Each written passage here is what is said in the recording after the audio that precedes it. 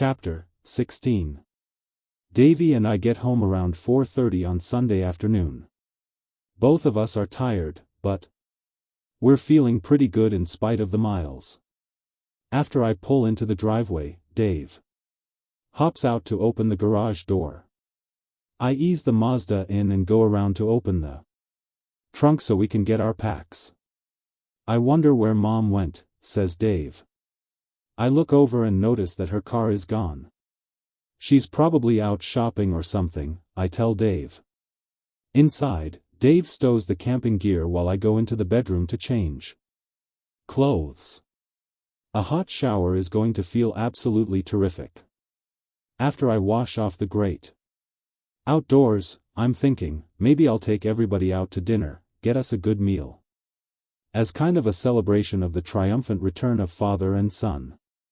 A closet door is open in the bedroom. When I reach to shut it, I see that most of Julie's clothes are gone. I stand there for a minute looking at the empty space. Dave comes up behind me. "Dad?" I turn. This was on the kitchen table. "I guess Mom left it." He hands me a sealed envelope. "Thanks, Dave." I wait until he's gone to open it. Inside is just a short handwritten note. It says, "Al, I can't handle always being last in line for you. I need more of you, and it's clear now that you won't change. I'm going away for a while. Need to think things over. Sorry to do this to you. I know you're busy. Yours truly, Julie. P.S. I left Sharon with your mother. When I'm able to move, I put the note in my pocket and go find Davy. I tell him I have to go across town to pick up Sharon, and that he's to stay here. If his mother calls, he's to ask her where she's calling from and get a number where I can call her back. He wants to know if something is wrong. I tell him not to worry and promise to explain when I get back. I go rocketing to my mother's house. When she opens the door, she starts talking about Julie before I can even say hello. "Alex, do you know your wife did the strangest thing," she says. "I was making lunch yesterday when the doorbell rang, and when I opened the door Sharon was standing here on the step with her little suitcase. And your wife was in the car at the curb there, but she wouldn't get out, and when I went down to talk to her, she drove away. By now I'm in the door. Sharon runs to greet me from the living room where she is watching television. I pick her up and she gives me a long hug. My mother is still talking. What on earth could be wrong with her, my mother asks me. We'll talk about it later, I tell her. I just don't understand what. Later, okay? Then I look at Sharon. Her face is rigid. Her eyes are frozen big. She's terrified. "So, did you have a nice visit with Grandma?" I ask her. She nods but doesn't say anything. "What do you say we go home now?" She looks down at the floor. "Don't you want to go home?" I ask. She shrugs her shoulders. "Do you like it here with Grandma?" my smiling mother asks her. Sharon starts to cry. I get Sharon and her suitcase into the car. We start home.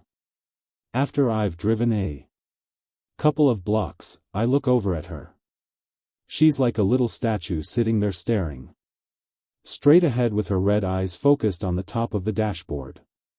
At the next stoplight, I reach over for her and pull her next to me. She's very quiet for a while, but then she finally looks up at me and whispers, "Is Mommy still mad at me?" "Mad at you?" "She isn't mad at you," I tell her.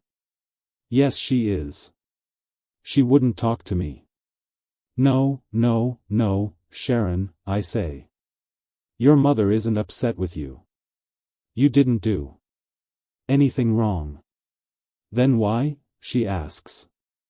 I say, "Why don't we wait until we get home?" I'll explain it to both you and your brother then. I think that explaining the situation to both of the kids at the same time turns out to be easier on me than on them. I've always been reasonably adept at maintaining the outward illusion of control in the midst of chaos. I tell them Julie has simply gone away for a little while, maybe only a day or so. She'll be back. She just has to get over a few things that are upsetting and confusing her. I give them all the standard reassurances: your mom still loves you, I still love you, there was nothing that either of you could have done, everything will work out for the best. For the most part, both of them sit there like little rocks. Maybe they're reflecting back what I'm giving them. We go out and get a pizza for dinner. That normally would be kind of a fun thing. Tonight, it's very quiet. Nobody has anything to say. We mechanically chew and then leave. When we get back, I make both of the kids do homework for school. I don't know if they do it or not. I go to the phone, and after a long debate with myself, I try to make a couple of calls. Julie doesn't have any friends in Barrington. None that I know of.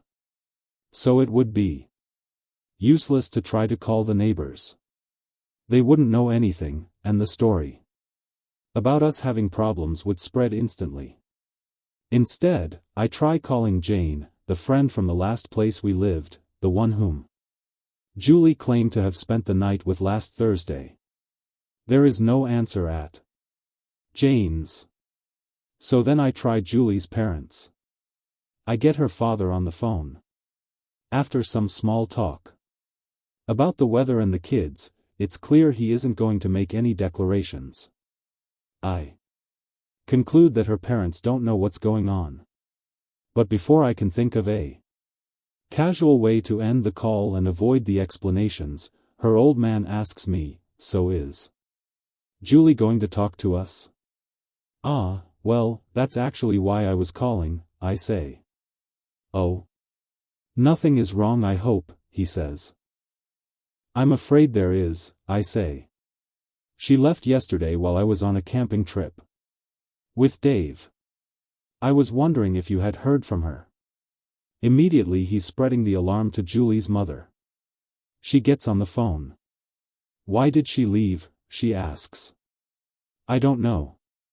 "Well, I know the daughter we raised, and she wouldn't just leave without a very good reason," says Julie's mother. "She just left me a note saying she had to get away for a while." "What did you do to her?" yells her mother. "Nothing," I plead, feeling like a liar in the onslaught. Then her father gets back on the phone and asks if I've talked to the police. He suggests that maybe she was kidnapped. I tell him that's highly unlikely, because my mother saw her drive away and nobody had a gun to her head. Finally I say, "If you hear from her, would you please have her give me a call? I'm very worried about her." An hour later, I do call the police. But, as I expected, they won't help unless I have some evidence that something criminal has taken place. I go and put the kids to bed. Sometime after midnight, I'm staring at the dark bedroom ceiling and I hear a car turning into the driveway. I leap out of bed and run to the window. By the time I get there, the headlights are arcing back toward the street. It's just a stranger turning around. The car drives away.